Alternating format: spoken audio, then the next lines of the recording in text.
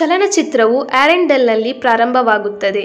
ಅಲ್ಲಿ ನಾವು ನೋಡುತ್ತೇವೆ ಎಲ್ಸಾ ಮತ್ತು ಆನ್ಹಾ ಒಂದು ಕೋಣೆಯಲ್ಲಿ ಮಂತ್ರಿಸಿದ ಅರಣ್ಯವನ್ನು ಮಾಡುತ್ತಿರುತ್ತಾರೆ.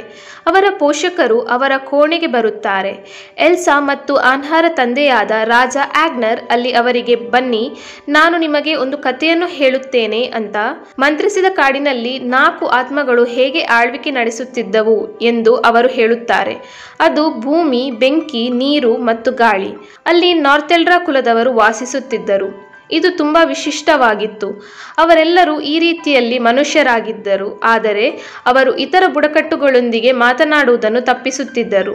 ರಾಜ ಆಗ್ನರ್ ಅವರ ತಂದೆ ರಾಜ ರೊನಾಲ್ಡ್ ಅವರನ್ನು ತನ್ನ ರಾಜ್ಯದೊಂದಿಗೆ ಸಂಪರ್ಕ ಜೋಡಿಸಲು ಅಣೆಕಟ್ಟನ್ನು ನಿರ್ಮಿಸಿದ ಕಾರಣ ಅವರು ಬದುಕಲು ಎಲ್ಲಾ ಸಂಪನ್ಮೂಲಗಳನ್ನು ಸಹ ಒದಗಿಸಿದರು. ಅಣೆಕಟ್ಟು ಕಟ್ಟಿದ ನಂತರ ಸಂಭ್ರಮಾಚರಣೆ ನಡೆಸಲಾಯಿತು. ಇದರ ನಂತರ ಬುಡಕಟ್ಟಿನ ಜನರು ಅಲ್ಲಿಗೆ ಕಿಂಗ್ ರೊನಾಲ್ಡ್ ಅನ್ನು ಆಹ್ವಾನಿಸಿದರು. ಕಿಂಗ್ ರೊನಾಲ್ಡ್ ಸಹ ಕಿಂಗ್ ಆಗ್ನರ್ ಜೊತೆಯಲ್ಲಿ ಹೋಗಿದ್ದರು. ಆಗ್ನರ್ ಅಲ್ಲಿ ಕಾಡನ್ನು ಆನಂದಿಸುತ್ತಾ ಆಡುತ್ತಿದ್ದಾಗ ನಂತರ ಬುಡಕಟ್ಟಿನ ಜನರು ಮತ್ತು ರಾಜನ ಸೈನ್ಯದ ನಡುವೆ ಹೇಗೆ ಯುದ್ಧವು ಪ್ರಾರಂಭವಾಯಿತು ಎಂಬುದನ್ನು ಅವನು ನೋಡಿದ್ದನು. ರೊನಾಲ್ಡ್ ಈ ಹೋರಾಟದಲ್ಲಿ ಕೆಳಗೆ ಬಿದ್ದ. ಇದಾದ ನಂತರ ಅಲ್ಲಿಯ ಆತ್ಮಗಳು ಕೆರಳಿದವು. ಆಗ್ನರ್ ಕೂಡ ಅಲ್ಲಿ ತನ್ನ ಪ್ರಜೆಯನ್ನು ಕಳೆದುಕೊಂಡಿದ್ದ. ಇದಾದ ನಂತರ ಅವರು ಬಹಳ ವಿಚಿತ್ರವಾದ ಶಬ್ದವನ್ನು ಕೇಳಿದರು. ಅದರ ನಂತರ ಅವನಿಗೆ ಏನೂ ಅರ್ಥವಾಗಲಿಲ್ಲ ಮತ್ತು ಯಾರೋ ಅವನನ್ನು ಕರೆದೊಯ್ದರು. ಪರಿಣಾಮವಾಗಿ ಆ ಆತ್ಮಗಳು ಹೊಗೆಯ ಗಾಳಿಯಲ್ಲಿ ಈ ಮಂತ್ರಿಸಿದ ಅರಣ್ಯವನ್ನು ಆವರಿಸಿದವು. ಅದರ ನಂತರ ಯಾರೂ ಈ ಕಾಡನ್ನು ಪ್ರವೇಶಿಸಲು ಸಾಧ್ಯವಾಗಲಿಲ್ಲ ಅಥವಾ ಯಾರೂ ಹೊರಗೆ ಬಂದಿಲ್ಲ. ಈಗ ಕಿಂಗ್ ಆಗ್ನರ್ ಕಥೆಯನ್ನು ಮುಗಿಸಿದ ನಂತರ ಶುಭರಾತ್ರಿ ಎಂದು ಹೇಳಿ ಹೊರಟು ಹೋದರು. ಎಲ್ಸಾ ಮತ್ತು ಆನ್ಹಾ ತಮ್ಮ ತಾಯಿಯಿಂದ ಹೆಚ್ಚಿನ ವಿವರಗಳನ್ನು ಕೇಳುತ್ತಾರೆ. ಅವರು ಹೇಳುತ್ತಾರೆ, ತಮ್ಮ ಬಾಲ್ಯದಲ್ಲಿ ಹಾಡನ್ನು ಹಾಡುವಾಗ ಅವರಿಗೆ ಹೀಗೆ ಹೇಳುತ್ತಿದ್ದರು. ಒಂದು ಆಟಹಾಲನ್ ಎಂಬ ಹೆಸರಿನ ನದಿ ಇರುವುದರಿಂದ ಇದು ಎಲ್ಲಾ ರಹಸ್ಯಗಳ ಮಾಹಿತಿಯನ್ನು ಹೊಂದಿದೆ ಮತ್ತು ಅದರಿಂದ ಕೇಳಲಾದ ಎಲ್ಲಾ ಸಂಗತಿಗಳನ್ನು ಸಹ ಇದು ಬಹಿರಂಗಪಡಿಸುತ್ತದೆ. ಈಗ ಅವರು ಬಾಲ್ಯದ ಫ್ಲಾಶ್ ಬ್ಯಾಕ್ ಮುಗಿದು ನಂತರ ಪ್ರಸ್ತುತ ಸಮಯವನ್ನು ತೋರಿಸಲಾಗುತ್ತೆ. ಅಲ್ಲಿ ಎಲ್ಸಾ ಆನ್ಹಾ ಜೊತೆಗೆ ಅವರ ರಾಜ್ಯವನ್ನು ಆಳುತ್ತಿರುತ್ತಾರೆ. ಶರತ್ಕಾಲವು ಪ್ರಾರಂಭವಾಗುವುದರಲ್ಲಿತ್ತು ಮತ್ತು ಅವರು ತಮ್ಮ ರಾಜ್ಯ ಮತ್ತು ತಂಡ ಮತ್ತು ಕ್ರಿಸ್ಟೋಫ್ ಜೊತೆ ಆಚರಣೆಗಾಗಿ ತಯಾರಿ ನಡೆಸುತ್ತಿದ್ದರು. ಈ ಸಮಯದಲ್ಲಿ ಎಲ್ಸಾ ಹಾಡುವ ಶಬ್ದಗಳನ್ನು ಕೇಳುತ್ತಾಳೆ. ಇದು ಕೇವಲ ಎಲ್ಸಾಳಿಗೆ ಮಾತ್ರ ಕೇಳುತ್ತಿತ್ತು. ಇವೆಲ್ಲವುಗಳಿಂದ ಎಲ್ಸಾ ತುಂಬಾನೇ ಚಿಂತಿತಳಾಗುತ್ತಿದ್ದಳು. ಆನ್ಹಾ ಎಲ್ಸಾ ಚಿಂತೆಯನ್ನು ಗಮನಿಸಿದಾಗ ಅವಳನ್ನು ಸಾಂತ್ವನಗೊಳಿಸಲು ಎಲ್ಸಾಗಾಗಿ ಹಾಡನ್ನು ಹಾಡಿ ನಂತರ ಎಲ್ಸಾ ನಿದ್ರಿಸುವಂತೆ ಮಾಡುತ್ತಾಳೆ. ಆಗ ಎಲ್ಸಾ ನಿದ್ರೆಯ ಸಮಯದಲ್ಲಿ ಅದೇ ಹಾಡುವ ಧ್ವನಿಯನ್ನು ಕೇಳುತ್ತಾಳೆ. ಈ ಕಾರಣದಿಂದಾಗಿ ಎಲ್ಸಾಳ ನಿದ್ರೆ ಹಾಳಾಗುತ್ತೆ. ಅವಳು ಎದ್ದು ಹೊರಗೆ ಹೋಗುತ್ತಾಳೆ ಮತ್ತು ಆ ಧ್ವನಿಯೊಂದಿಗೆ ಯಾವುದೇ ರೀತಿಯಲ್ಲಿ ಸಂವಹನ ನಡೆಸಬಹುದು ಎಂದು ಅವಳು ಪ್ರಯತ್ನಿಸುತ್ತಾಳೆ.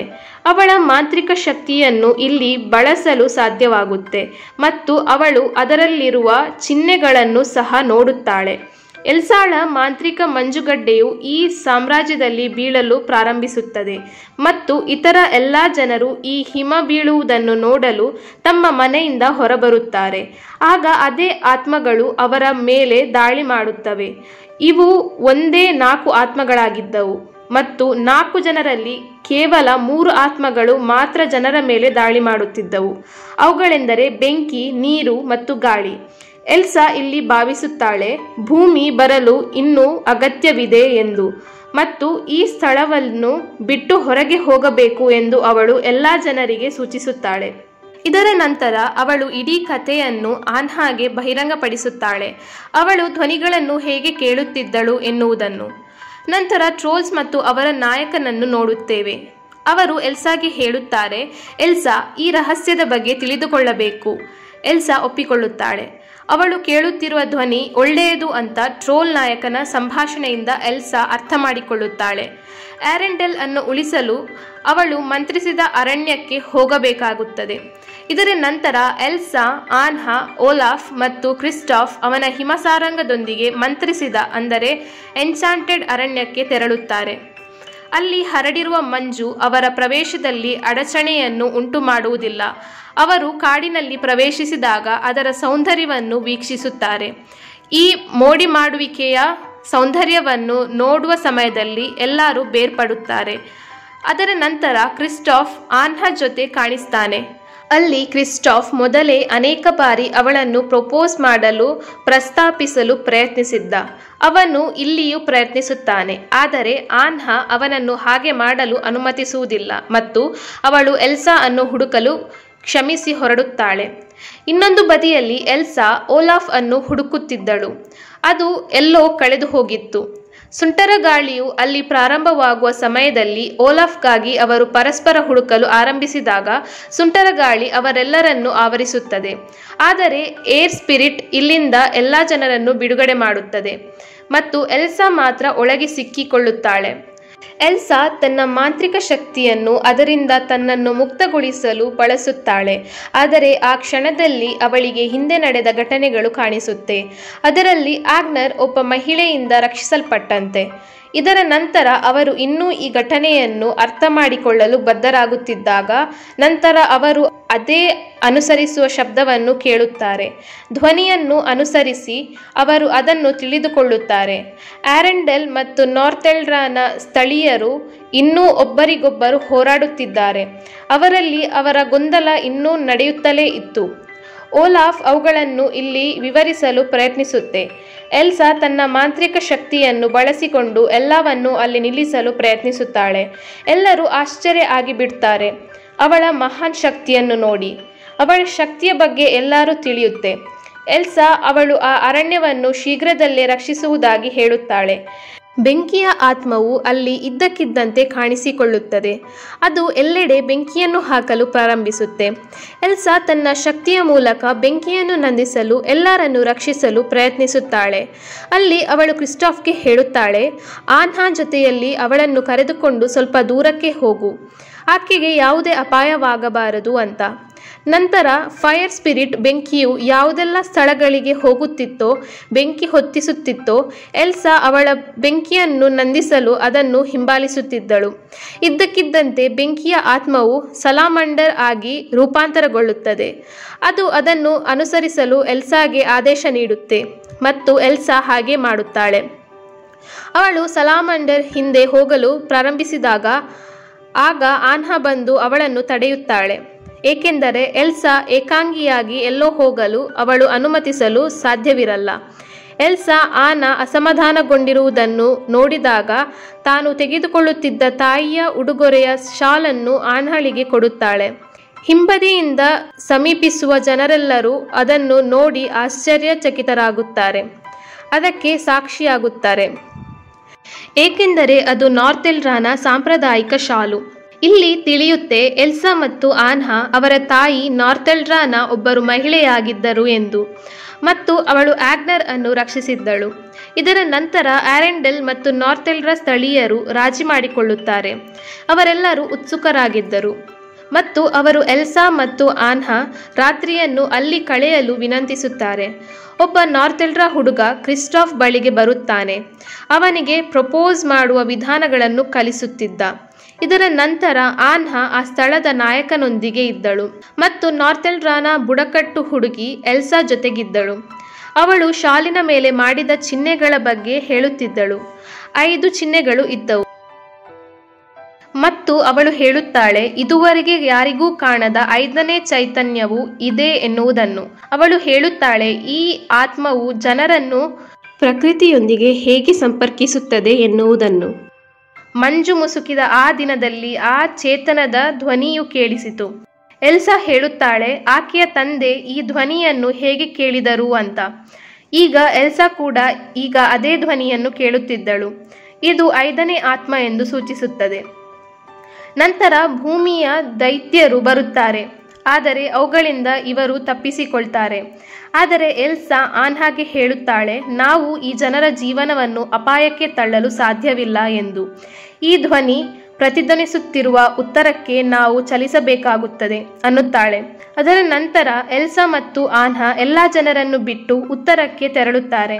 ಕ್ರಿಸ್ಟಾಫ್ ಈ ಬಗ್ಗೆ ತುಂಬಾ ನಿರಾಶೆಗೊಳ್ಳುತ್ತಾನೆ.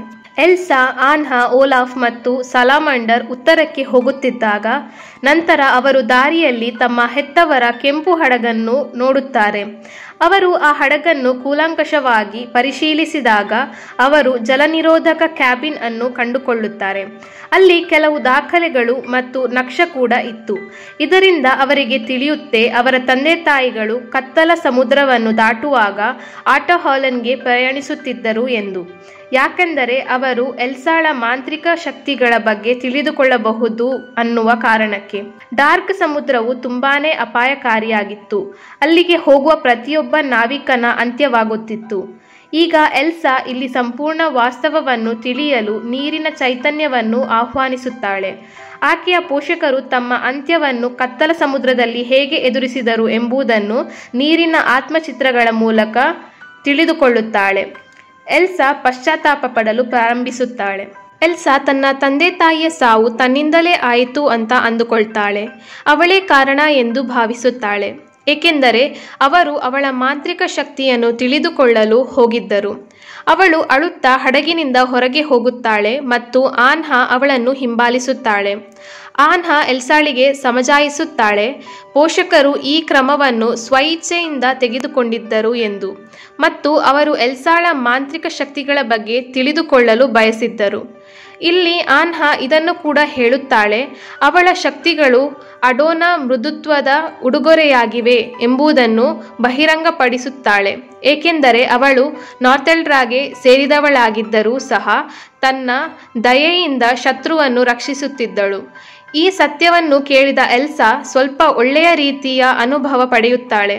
ಅದರ ನಂತರ ಎಲ್ಸಾ ಆನ್ಹಳಿಗೆ ಹೇಳುತ್ತಾಳೆ ಅವಳು ಸತ್ಯವನ್ನು ತಿಳಿಯಲು ಆಟೋ ಹಾಲನ್ಗೆ ಹೋಗಬೇಕಾಗುತ್ತದೆ ಎಂದು, ಅದು ಕೂಡ ಕರಾಳ ಸಮುದ್ರವನ್ನು ದಾಟುವುದರ ಮೂಲಕ. ಮತ್ತು ಅವಳು ಇದೆಲ್ಲವನ್ನು ಒಬ್ಬಳೇ ಮಾಡಬಯಸುತ್ತಾಳೆ. ಅವಳು ಯಾರ ಪ್ರಾಣವನ್ನು ಅಪಾಯಕ್ಕೆ ದೂಡಲು ತಯಾರಿರಲಿಲ್ಲ. ಆನ್ಹಾ ಎಲ್ಸಾ ಒಬ್ಬಳನ್ನು ಹೀಗೆ ಕಳುಹಿಸಲು ಸಿದ್ಧಳಿರಲ್ಲ.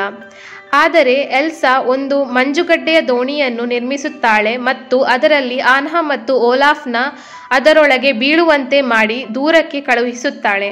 ಆದರೆ ಆನ್ಹಾ ಮತ್ತು ಓಲಾಫ್ ದೂರಕ್ಕೆ ಸಾಗುತ್ತಿರುವಾಗ ಆನ್ಹಾ ತನ್ನ ಬುದ್ಧಿವಂತಿಕೆಯನ್ನು ತೋರಿಸುತ್ತಾಳೆ ಮತ್ತು ಅವಳು ದೋಣಿಯ ದಿಕ್ಕನ್ನು ಬದಲಾಯಿಸುತ್ತಾಳೆ.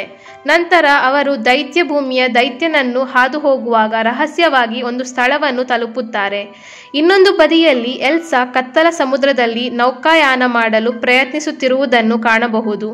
ಆದರೆ ಕತ್ತಲ ಸಮುದ್ರ ಅವಳನ್ನು ಹೊರಗೆ ಎಸೆಯುತ್ತಿತ್ತು.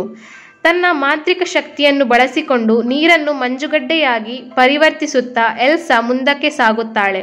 ರಣೋತ್ಸಾಹದಲ್ಲಿದ್ದ ಜಲಚೈತನ್ಯ ಇಲ್ಲಿ ಕಾಣಿಸಿಕೊಳ್ಳುತ್ತದೆ. ಎಲ್ಸಾ ಅದನ್ನು ಶಾಂತವಾಗಿಸುತ್ತಾಳೆ. ನಂತರ ಅದು ಒಂದು ಕುದುರೆಯಾಗಿ ಪರಿವರ್ತನೆಗೊಳ್ಳುತ್ತದೆ.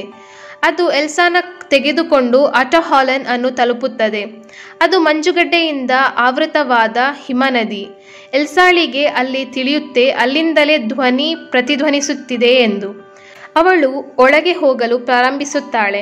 ಒಳಗೆ ಹೋಗುವಾಗ ಅವಳು ಅಡೋನಾ ಎಂಬ ಆತ್ಮವನ್ನು ಎದುರಿಸುತ್ತಾಳೆ ಮತ್ತು ಅವಳು ಸ್ವತಃ 5ನೇ ಆತ್ಮ ಎಂದು ತಿಳಿಯುತ್ತದೆ.